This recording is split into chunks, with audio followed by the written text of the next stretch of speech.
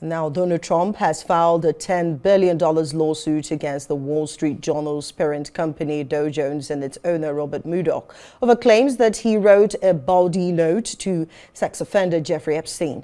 The U.S. president claims the publication slandered him and violated libel laws in an article alleging that a birthday greeting bearing Trump's name was sent to the late financier in 2003 before he was charged with sex crimes. Trump said the note, which the paper reported he had sent for Epstein's 50th birthday, is fake. It came as the U.S. Justice Department asked the judge to unseal material related to Epstein following intense criticism of the Trump administration's handling of the case. He said the newspaper and Murdoch, with whom Trump has had an up-and-down relationship for decades, were warned they would be sued if they printed the article. Murdoch, who was seen on Sunday attending the FIFA World Cup with Trump, founded a media empire which is credited by some with helping propel the president to the White House. Well, joining me now to discuss the most talked about story, of course, in America, the Epstein file and Trump suing Wall Street Journal and one-time friend Murdoch $10 billion with a B, and his longtime Robert, friend Robert Murdoch is Joy John. She is a global political analyst from Bellcrest Institute, Washington, D.C. Good to have you join us today. And a lot of conservatives are afraid to talk about this, Joy John.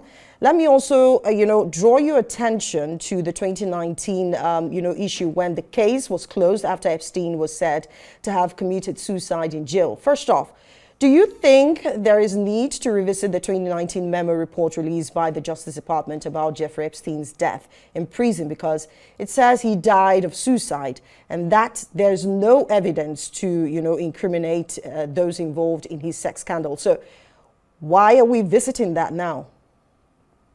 Thanks for having me. So it would not be out of place to do so. That memo issued in 2019 from the Department of Justice concluded that Epstein died by suicide, but new public interest and declassified files indicate that the public still has lingering questions. I think what is at stake here is institutional trust. Revisiting the report does not mean that the Department of Justice got it wrong at first. I would say it implies that the American people are calling for transparency, especially when the justice system is in the spotlight for who it protects and why.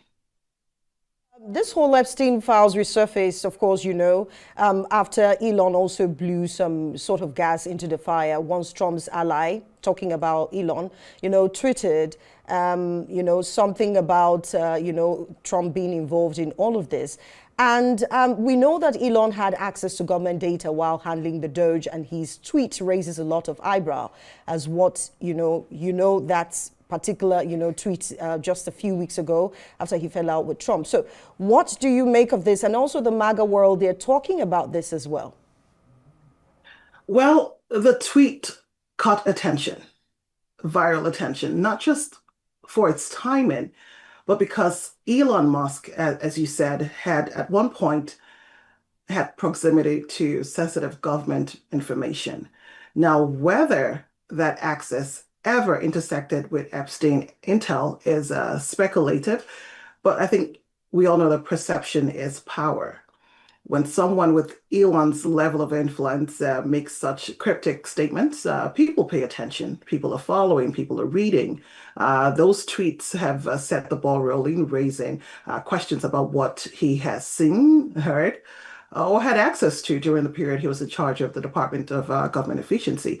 And that's what's keeping the story alive. He's not backing down.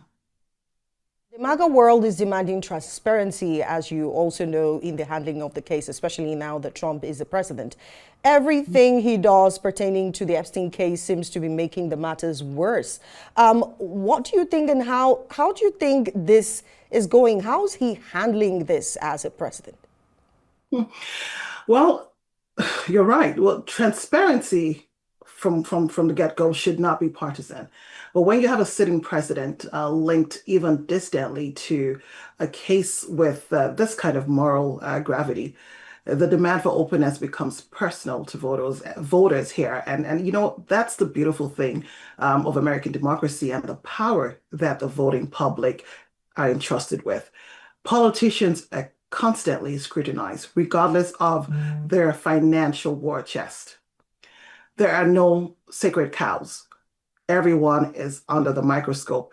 And the president's actions, I think, no matter how minor, under a microscope. And frankly, that's the cost of leadership and the power that the media has in today's landscape. Worried about, MAGA World losing trust in him because recently there's been like a torn apart amongst the MAGA world. It's been a lot of back and forth. In fact, some people are expecting Vice President, J.D. Vance to, speak up about it. And also the MAGA, some of the supporters are worried that the way that the current administration is handling it, it might seem they want to sway it in the favor of the president. Well, it's impossible to do so at this point because it's blown out of proportion, and that's the tension. The MAGA movement prides itself in being anti-elite and pro-truth. So if the president appears cautious or guarded on an issue involving the elite and possible cover-ups, I think it may be triggering concern amongst the supporters. Trump is a force. He is a movement. He is powerful, not just as president, but he has a loyal fan base. But his supporters now want to see him come out and confront this head on. Silence no longer works. Anything short of coming forward head on to address this issue feels like a contradiction of what they believe he stands for. But again, I said Trump also knows how to rally his core. That's one thing he's very skilled at, and his actions or inactions here onwards will determine whether this whole moment is seen as a strategy or a weakness on his part. Joy, you did mention that this is already blown out of proportion. How much is that? How much of proportion is that blown out of? I mean, talking about the presidency trying to hide any information for the sake of Trump. Well, this is the first time we have ever witnessed something similar. I'm not going back to the Bill Clinton and Monica Lewinsky case. That's different. But in this matter, especially where Epstein committed suicide, everything surrounding the story is heavy. Um, if this happened under under the Obama administration, it may have carried certain tones and certain, stories around the media. But Obama had a scandal-free presidency. In this case, everyone is watching, and the events in the last few months have brought attention to the matter. Now, I would like to, just draw your attention to this, and I've asked this question before, but I mean, with the way he's going about it, what if these files truly implicate him as a president? What are the implications and how would his, party or his team defend him? Here, everyone will carry their cross. It's now beyond the party. It's now beyond his supporters. Donald Trump, as president, is an individual who has every right to seek legal recourse and clear his name because the story it could be very damaging for him. So he has every right to prove it. So it's not about his supporters. No one will save you. You will have to speak up. And that is why his supporters are calling for him to speak up, say something. No guarded comments, no guarded remarks. Say something. We want to hear from you. We want to know where you stand. Give us a clear picture of what's going on. And that's I think where things are now. On the one hand, his denouncing the press. On the other, it's being perceived as not offering detailed clarity. And that's where it's bothersome for his supporters. From a legal standpoint, he may be right, and it could be seen as a smart way. But in politics, it's quite risky because it creates a vacuum or a space for someone else to step forward and create their own narrative. So Trump has a lot of work to do as a person, regardless of his party or what the party says for him. So now, you know that he's already filed a lawsuit against that's Wall Street Journal and his, friend. They've had ups and downs talking about Robert Murdoch. Now, critics say this new lawsuit is just another way to muscling the media, which is against the First Amendment, and that is freedom of speech.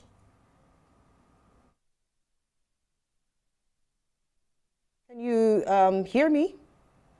I can hear you now. You tape it up for a bit. Right. Okay, so I'm talking about, him suing Wall Street Journal and his friend Murdoch. Critics say this Mhm. new lawsuit is just another way of muscling the Yes. media, which is against the First Amendment, and that is freedom of speech. Yes. So absolutely, that is where the constitutional alarm bells start ringing. The First Amendment, like you rightly quoted here, protects the press, even when it's inconvenient.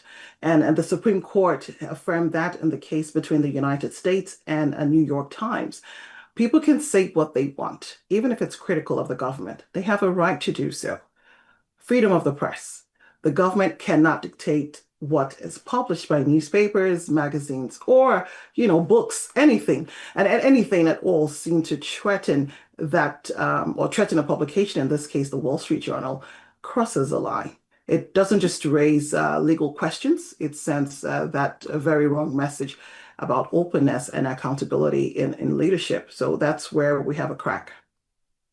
I'm left wondering, and you can educate us on this as much as you know. The president would have to stand in court to defend himself against what's in the, Wall Street Journal article, or he doesn't necessarily have to because it's a civil case. How would that look? So, like I did say, that everyone has to carry their cross, and in this case, Mr. President will have to carry his cross. If the lawsuit moves forward, there's a good chance that he will have to take part in the process. And that could mean answering questions under oath. But, that's not unusual. That's how the legal system works when you file a defamation case. What it shows is that he's not just pushing back in the media, he's not being still. He wants to go through the courts. It doesn't make him guilty. I must be very clear on that. It means that he's confident enough to let the facts speak for him in a formal setting. So he's going to come up with receipts, he's going to counter whatever it is that's being peddled against him, and the courts will decide. But again, all eyes are on the judiciary, especially where it's being perceived that certain people are being protected. Now, before I drop the issue with the Epstein files and Trump, the White House had also warned that the report by the Wall Street Journal should not be published. Why threaten? If Trump is innocent, shouldn't the law take its course? I just did say that it's against the Constitution to threaten any media house. The White House doing this is all new. We're learning every day. Every minute, every hour, every news coverage gives us several, different dimensions, different angles to look at. It's against the US Constitution to threaten the media. There is freedom of press. So we want to see how it unfolds in the coming days and weeks and see how it pans out. And hopefully the case isn't buried. But then quickly, let me draw your attention to one of our top stories. U.S. tech company talking about the chief has resigned, the chief executive resigning from that company because of the concert, the Coldplay concert embracing the female co-worker. What is your assessment of that situation? I mean, we've not had reports if the woman has resigned, but then seems there will be an interim president to sit in while, he's out. Hmm. That incident illuminated the powerful reach of viral media. On TikTok alone, it had about 60 million views, that video.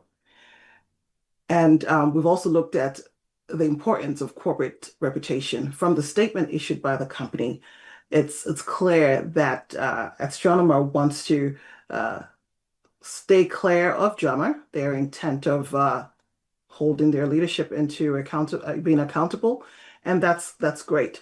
We don't know if the other lady involved or the two ladies involved have resigned or have stepped down. We don't know that. We also do not know if the wife, well, what we do know rather is that the wife is yet to make a statement.